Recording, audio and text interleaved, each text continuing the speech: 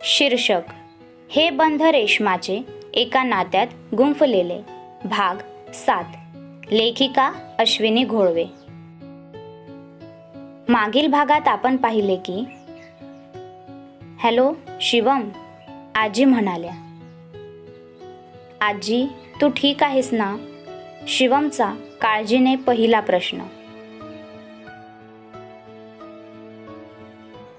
हो रे शिवम, मी एकदम ठीक आहे. ते मला तुझ्याशी जरा महत्त्वाचं बोलायचं होतं.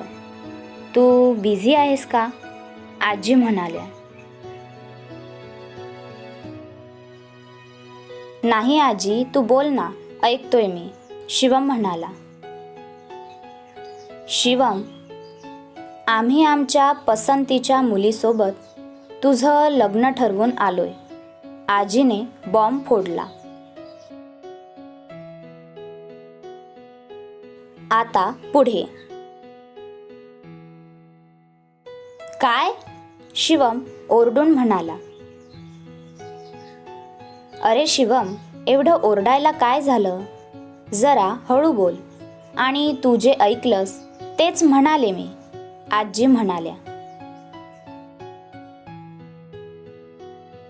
Okay, sorry. पण आजी, तू काय म्हणालीस परत बोल, शिवम म्हणाला.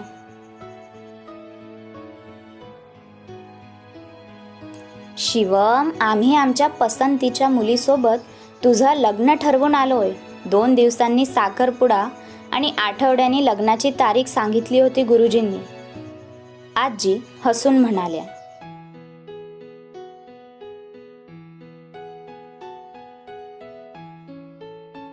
आजी, आजच मी तुमच्या हट्टाखातर लग्नाला होकार दिला. त्याला काहीच तास झालेत आणि तुम्ही लगेच माझं लग्न ठरवून मोकळे झालात, शिवम जरा चिडून म्हणाला.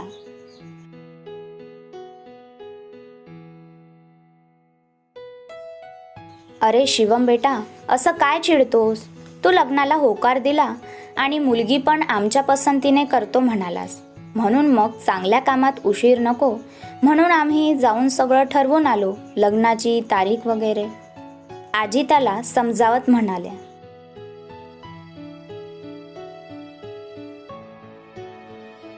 पण आजी, तू एवढी सगळी घाई का करते? होकार दिला की लगेच लग्न ठरवून तारीख ठरवून मोकळी झाली. तुला वाटत नाही का तू खूप घाई करते? एवढी घाई कशासाठी? शिवम वैतागून म्हणाला.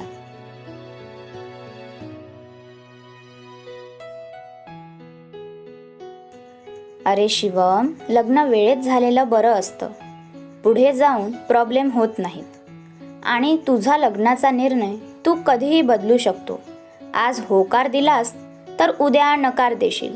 तुझं काही सांगता येत नाही बाबा, म्हणून एवढी घाई करते, आजी एका दमात म्हणाल्या. पण आजी, मला लगेच लग्न नाही करायचं ग, शिवम म्हणाला. शिवम, तू काय लग्न नाही करायचं म्हणून जप करतोस रे? तुझ्या मित्रांना तर लग्न होऊन 2-2 लेकरं पण झालेत. तूच एकटा राहिला होतास बिना लग्नाचा, आजी म्हणाल्या.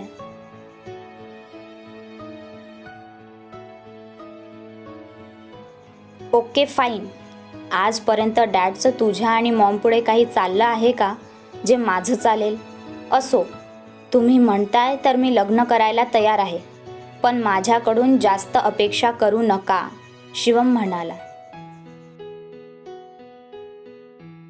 त्यावर आजी काही वेळ शांतच बसल्या.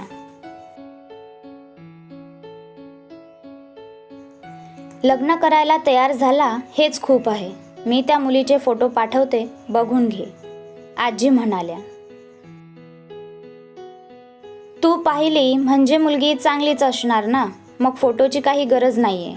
आणि असंही लग्न झालं की रोज तिलाच तर बघायचं आहे मला, शिवम म्हणाला.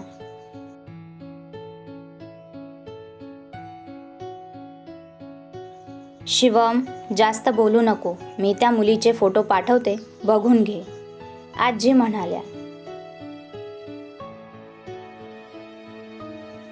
ओके, शिवम नाईलाजाने म्हणाला. आजीने कॉल कट केला आणि प्रज्ञाचे काही फोटो त्याला पाठवले आणि मोबाईल बाजूला ठेवून दिला.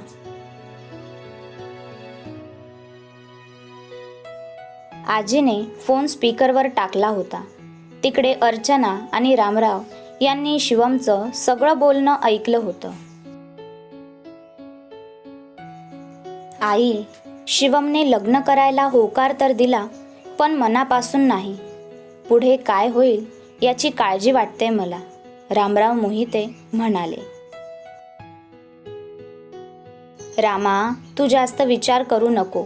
एकदा लग्न होऊन प्रज्ञा त्याच्या आयुष्यात आली ना, सगळं ठीक होईल, बघच तू, आजी विश्वासाने म्हणाल्या.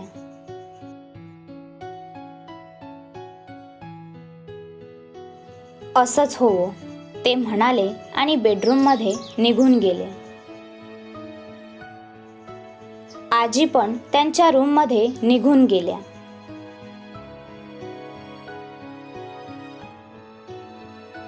शिवम त्याच्या केबिनमध्ये बसून आजीने पाठवलेले प्रज्ञाचे फोटो पाहत होता. तो आजीने पाठवलेले फोटो काही वेळ एकटक पाहत होता, पण लगेच भानावर येत त्याने एक नंबर डायल केला आणि थोडंफार बोलून कॉल कट केला. तो डोक्याला हात लावून बसला होता. इतक्यात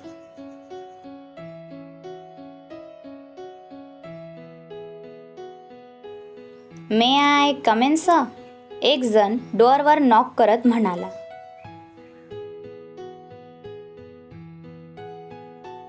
येस, कम इन, शिवम म्हणाला. तसं ती व्यक्ती हसतच आत आली.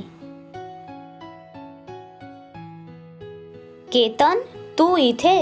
शिवम म्हणाला. अरे शिवम, इथूनच जात होतो तर म्हणलं तुला भेटून जावं. केतन येत शिवमच्या समोरच्या चेअरवर बसत हसत म्हणाला. केतन हा पेशाने वकील आहे. तरीच म्हणलं, वकील साहेब आज अचानक कसे काय ह्या पामराला भेटायला आले? शिवम म्हणाला.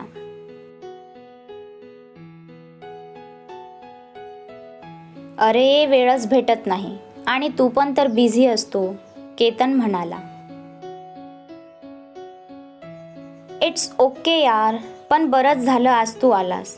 आता मी तुलाच कॉल करणार होतो, पण त्याआधीच तू आलास, शिवम म्हणाला.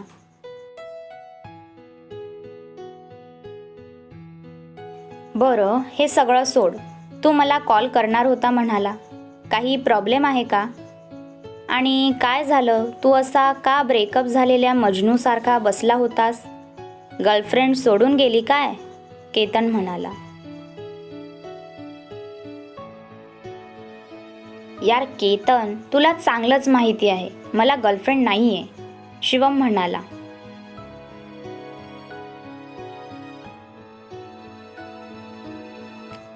बरं सांग, काय झालं आहे?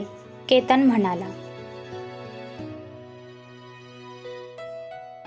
यार मला टेन्शन आलंय.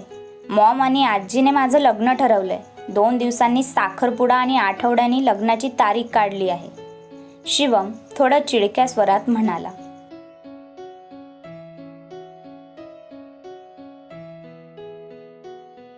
अभिनंदन यार, फायनली तू लग्न करत आहे. खूप खुश आहे मी तुझ्यासाठी. एवढी आनंदाची बातमी तू असं तोंड पाडून सांगतोय, केतन हसत म्हणाला.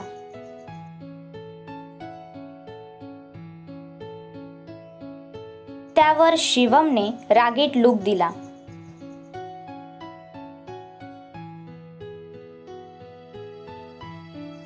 असं नको बघू.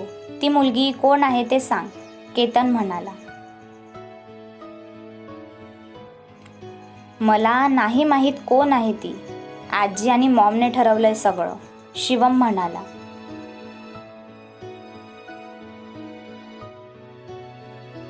अरे यार, आजकाल सगळे लव्ह मॅरेज करतात आणि तू आहेस की आतापर्यंत सिंगल होता. एक गर्लफ्रेंड पटवता आली नाही तुला आणि आता लग्न करतोय, तेही मॉम आणि आजीच्या पसंतीने. असो, त्यांनी पाहिली म्हणजे चांगलीच असणार, केतन म्हणाला.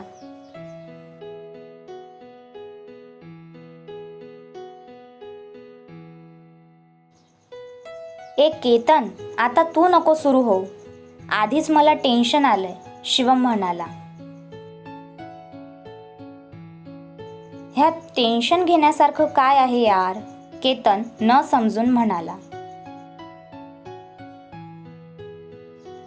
मला लग्न नाही करायचं, शिवम म्हणाला. का पण? कधी ना कधी तुला लग्न करावं लागेल. आता घरच्यांनी ठरवलं आहे लग्न, तर करून घे. का आयुष्यभर काय असाच सिंगल राहणार आहेस? केतन थोडं चिडून म्हणाला. त्यावर शिवम काही वेळ शांत बसला. बोल काहीतरी, काय प्रॉब्लेम आहे तुझा? केतन म्हणाला. माझा प्रॉब्लेम काही नाहीये, पण मला लग्न करण्यात अजिबात इंटरेस्ट नाहीये. ते तर आजीमुळे लग्नाला होकार दिला आणि ती लगेच लग्न ठरवून मोकळी झाली. मी तिच्यासाठी लग्न करतोय. पण शिवम बोलता बोलता थांबला.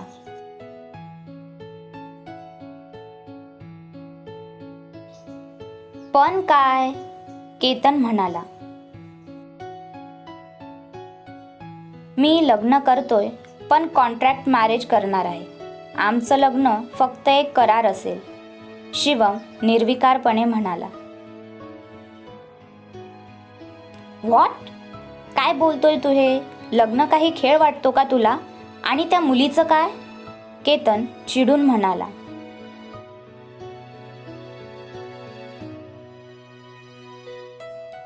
जे तू ऐकलं तेच बोलतोय मी.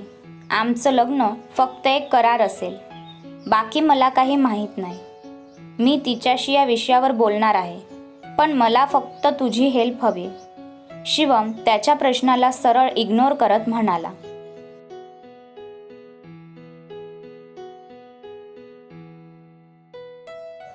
ओके फाईन, काय हेल्प हवी आहे?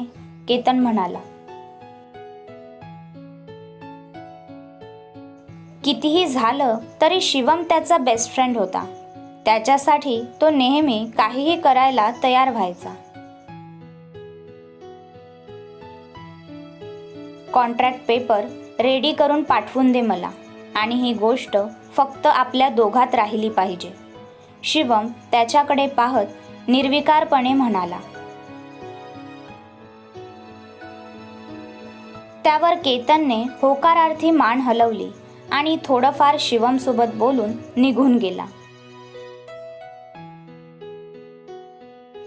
एकीकडे शिवम प्रज्ञासोबत लग्न करायला तर तयार झाला होता, पण तिच्यासोबत कॉन्ट्रॅक्ट मॅरेज करणार होता.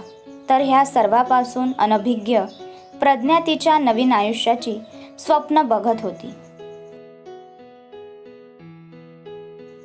क्रमशः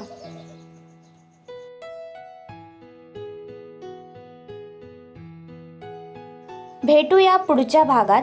तोपर्यंत हा भाग कसा आहे ते नक्की लाईक, कमेंट आणि शेअर करून सांगा. व्हिडिओ आवडल्यास हे चॅनल सबस्क्राईब करायला विसरू नका. कथेचे सर्व भाग नित्यनेमाने प्रदर्शित होतील, त्यामुळे तुमच्या प्रतिक्रियेने सहकार्य आवर्जून करत राहा. Stay tune. धन्यवाद.